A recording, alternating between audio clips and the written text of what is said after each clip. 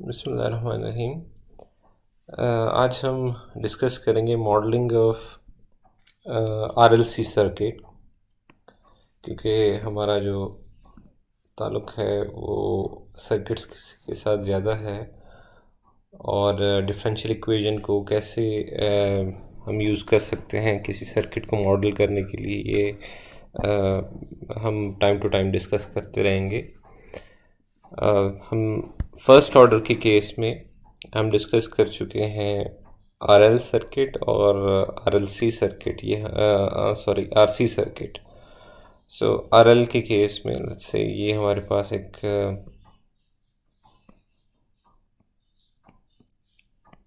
Inductor है और साथ में एक रेजिस्टर है, और ये कोई स्विच है जो कि टाइम t इक्वल टू 0 के ऊपर क्लोज हो रहा है।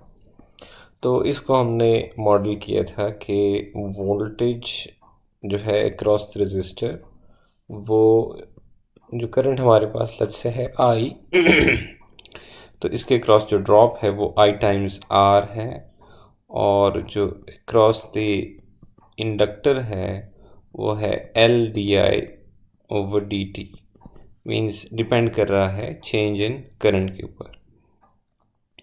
तो सिंपली हम जब लूप लगाते हैं, KVL लगाते हैं इसके ऊपर, तो हमारे पास इक्वेशन आ जाती है कि source voltage equals to IR plus L di over dt।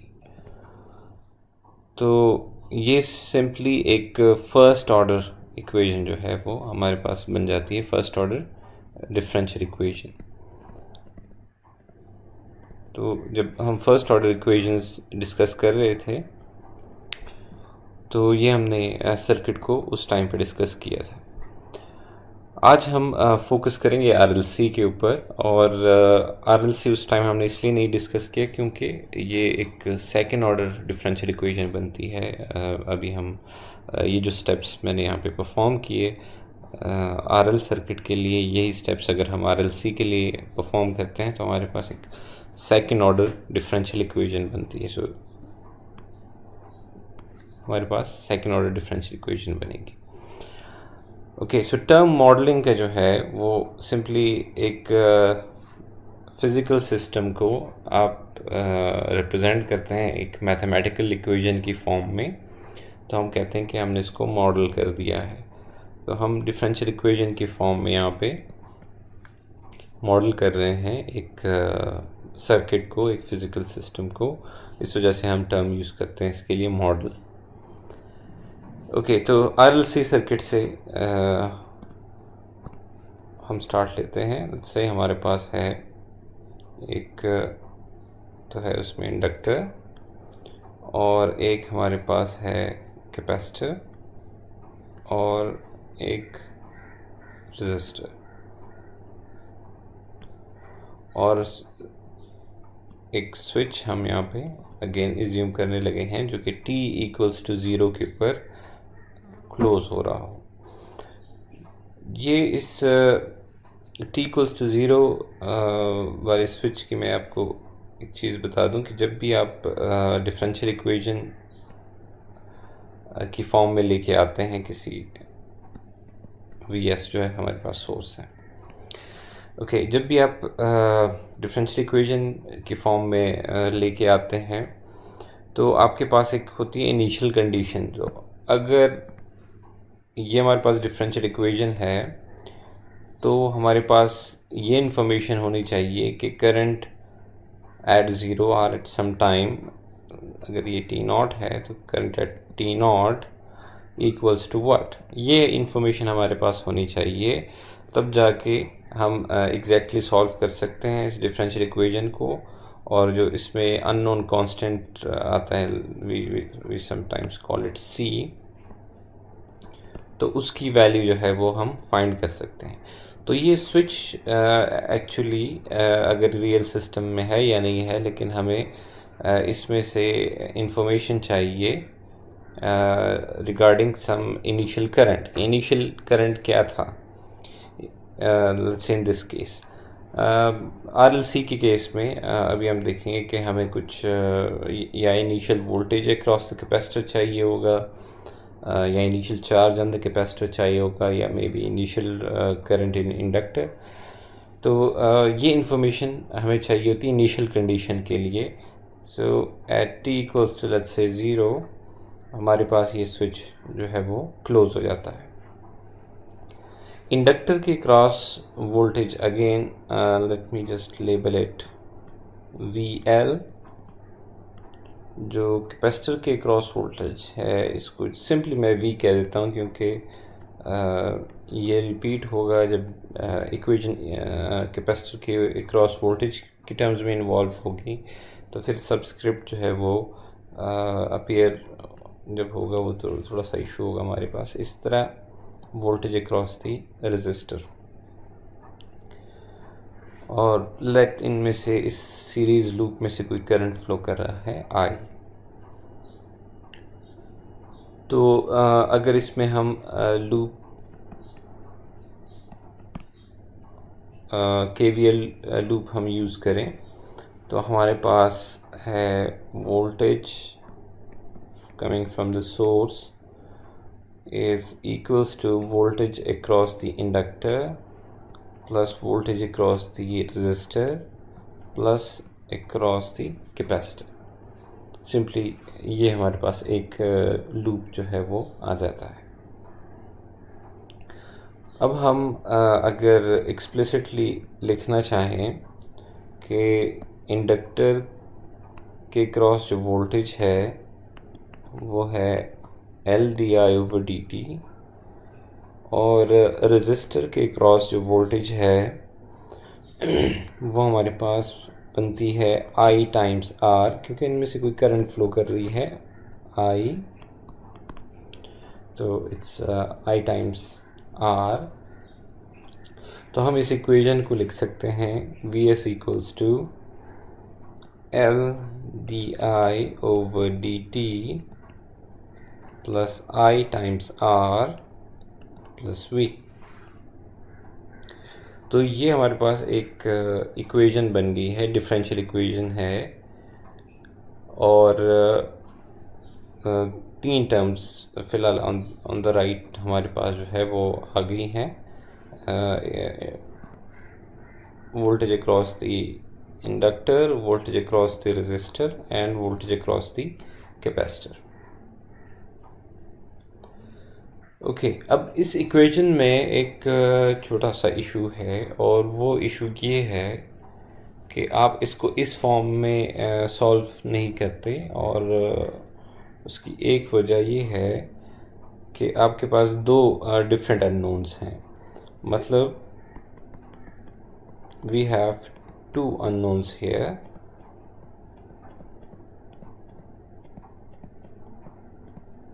एक हमारे पास है I जो कि करंट है थ्रू दिस सर्किट, और दूसरा है वोल्टेज अक्रॉस कैपेसिटर। तो अब इस एक इक्वेशन से दोनों चीज़ें नहीं फाइंड कर सकते। हमारा जो फोकस होता है डिफरेंशियल इक्वेशन में कि पूरी इक्वेशन में एक ही अननोन हो। तो इसका मतलब either we need to convert this V into some form of I, कि इस V को किसी ऐसे फॉर्म में कन्वर्ट किया जा सके जिसमें जो I है, करंट है, वो इन्वॉल्व हो जाए, रिप्लेस हो जाए with another term containing I, और या फिर ये जो पूरी इक्वेशन है इन टर्म्स ऑफ V हो जाए।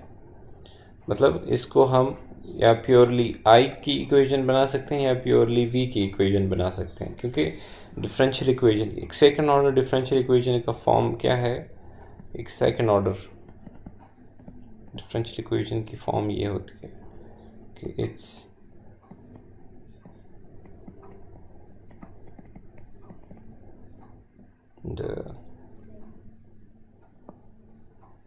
से मैं इसको इस फॉर्म में लिख सकता हूँ, plus b times some dy/dt plus c times y equals to g of t। Forcing function आ गया हमारे पास जी ऑफ टी।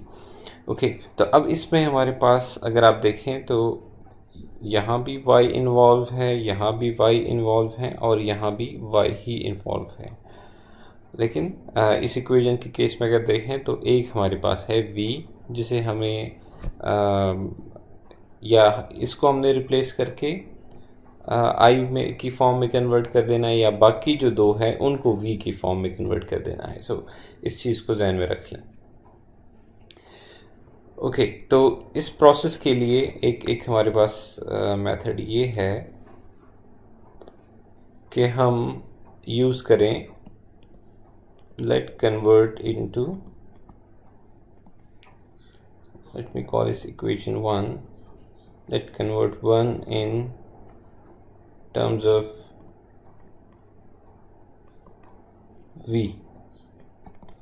v की फॉर्म में लेके चले जाते हैं, इसको पूरी इक्वेशन को v की फॉर्म में लेके चले जाते हैं। तो उसके लिए अब क्या करना है, i को रिप्लेस करना है। तो i को रिप्लेस करने के लिए हम क्या कर सकते हैं, i is actually in current through a capacitor is C dV over dt, change in voltage के ऊपर डिपेंड कर रही है जो करंट है थ्रू द कैपेसिटर। अब यही करंट जो है थ्रू द इंडक्टर और रेजिस्टर भी फ्लो कर रही है। तो हम क्या कर सकते हैं, इस I को यहाँ पे जो है रिप्लेस कर सकते हैं I को। So let's substitute in 1।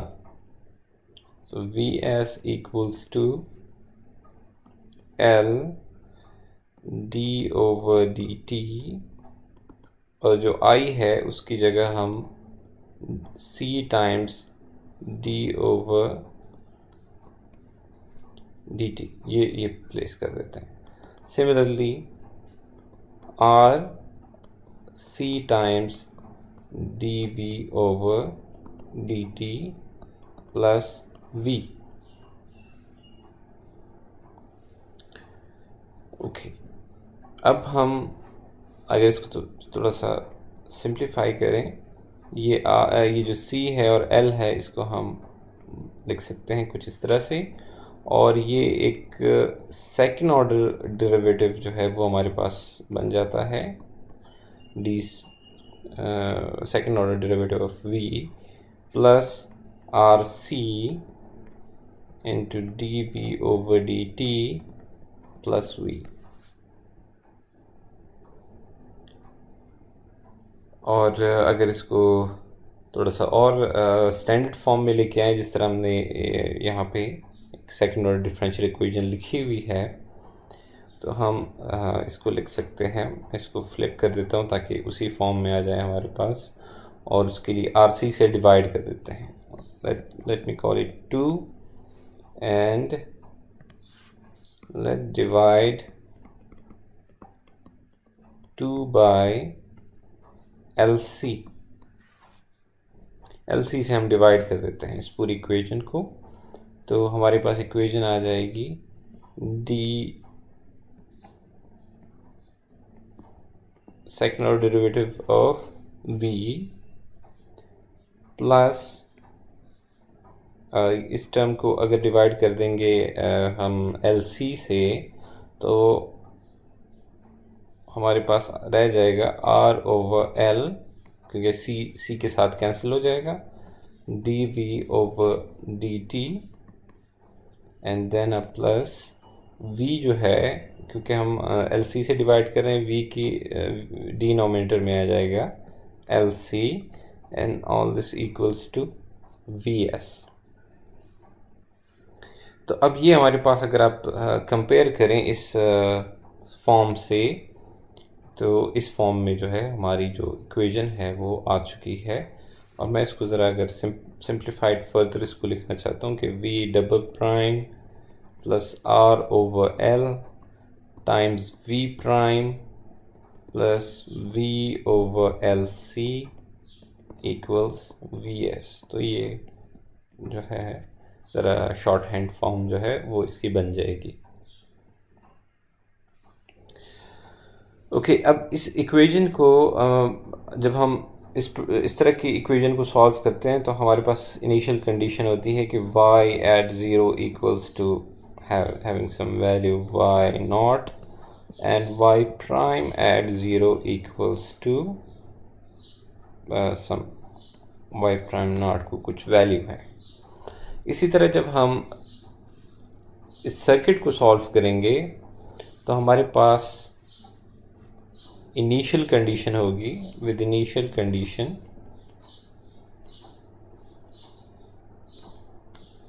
वो हमारे पास लाजमी होनी चाहिए। अब इनिशियल कंडीशन हमारे पास होगी एक v एट ज़ीरो और मे बी सम कोई दूसरा टाइम भी हो सकता है t नॉट, लेकिन normally zero is better. Substitution जो है वो आसान हो जाती है। v at zero equals to let's just call it v naught and v prime at zero equals to some value v prime zero. तो ये हमारे पास इनिशियल कंडीशन होनी चाहिए, तब हमारी जो इक्वेशन है वो कम्प्लीटली जो है वो सॉल्व हो जाएगी अगर हम इस तरह से करते हैं। ओके, अब एक चीज़ और हो सकती है यहाँ पे, और वो है कि इक्वेशन जो है थ्री में जो थ्री इक्वेशन है उसको हम एक और फॉर्म में लिख सकते हैं।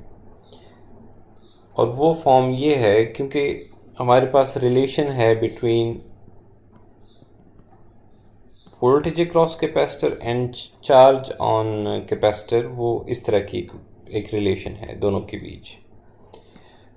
तो अगर हम ये यूज़ करते हैं इन इक्वेशन थ्री, तो हमारे पास एक और इक्वेशन बन सकती है, डिफरेंशियल इक्वेशन, जो कि in terms of charge on capacitor का जो चार्ज है उसको हम यहाँ पे बिल्डअप कर सकते हैं। तो v को अगर आप रिप्लेस कर देते हैं, v डबल प्राइम को उसमें सब्स्टिट्यूट कर देते हैं ये, और क्योंकि q जो है यहाँ पे actually let me call it कि अगर ये टाइम वेरिंग है तो वो भी टाइम डिपेंडेंट है, चार्ज भी चेंज हो रहा है करिस्पॉन्डिंगली। सो हमें मिल जाएगा यहाँ पे q double prime over c, ठीक है, उसमें सिर्फ डिनोमिनेटर में c आ जाएगा, plus r over l c times q prime, plus v over L C square equals to, okay, यहाँ पे मैंने जब मैंने डिवाइड किया था एल सी से, तो यहाँ पे भी एल सी होना चाहिए था, तो इसको नोट डाउन करते हैं, यहाँ पे एल सी है, and V S over L C. Okay, तो इसमें से हम सी को जो है वो कॉमन ले सकते हैं, और उसके बाद अगर उसको कैंसिल आउट कर दें यहाँ पे जो c है इसके साथ, तो हमें मिल जाएगा q double prime plus r over l times q prime plus this is q now, plus q over l c equals to V S over l। ये हमारे पास है इक्वेशन नंबर 4। और इस इक्वेशन नंबर 4 में अब हमारे पास जो अननोन है, यहाँ पे अननोन क्या था, v, और यहाँ पे अननोन है अब q, यहाँ पे अननोन जो है वो अब है q। तो इस चीज़ का जो है वो ख्याल रखना है कि कौन सी चीज़ जो है वो फाइंड हो रही है। तो अगर यहाँ पे इनिशियल कंडीशन ये है, तो यहाँ पे आप इस इनिशियल कंडीशन को डायरेक्टली नहीं यूज़ कर सकते हैं, इसके लिए आपको इनिशियल कंडीशन को करिस्पॉन्डिंगली चेंज करना होगा। मिसाल के तौर पे आपके पास v एट ज़ीरो है, v@0 आपके पास है, लेकिन यहाँ पे आपको क्या चाहिए, q@0 चाहिए एंड q'@0 आपको चाहिए। क्योंकि आपके पास अगर ये वैल्यू एग्जिस्ट कर रही है तो आप सिंपली इसको कर सकते हैं c times v@0 and c times v'@0, और ये आपके पास जो चार्ज है इनिशियल और उसका जो डेरिवेटिव है वो आपके पास आ जाता है और you can solve. So now we have 3 and 4 are second order, 3 and 4 are second order differential equations.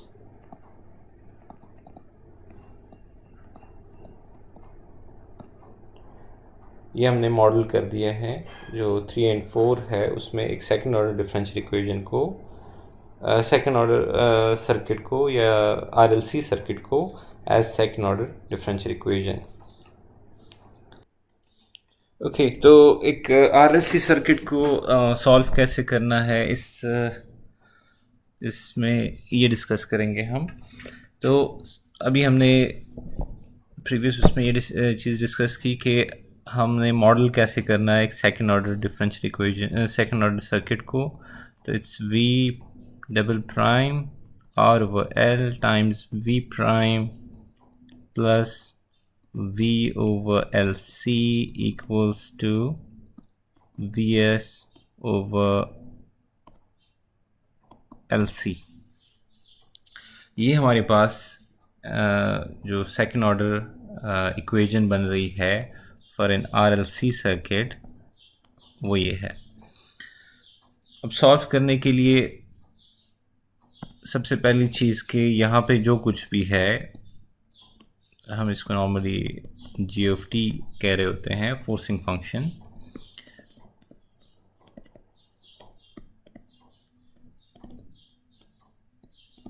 तो सर्किट के केस में हमारे पास एक पॉसिबिलिटी हो सकती है कि ये डीसी हो, कोई कांस्टेंट वैल्यू हो, या हमारे पास ये हो सकता है कि कोई साइनोसॉइडल हो, या ये फोर्सिंग फंक्शन जो है स्पेशली वीएस जो है इसकी मैं बात कर रहा हूँ, और साथ में इसकी ये हो सकती है कोई स्क्वायर वेव हो सकती है, ये कोई स्क्वायर वेव भी हो सकती है। तो कई तरह के ये कॉम्बिनेशन जो मैंने आपको बताई, ये जो डिफरेंट टाइप्स आपको बताई, इस तरह के फोर्सिंग फंक्शन जो है वो हमारे पास हो सकती है।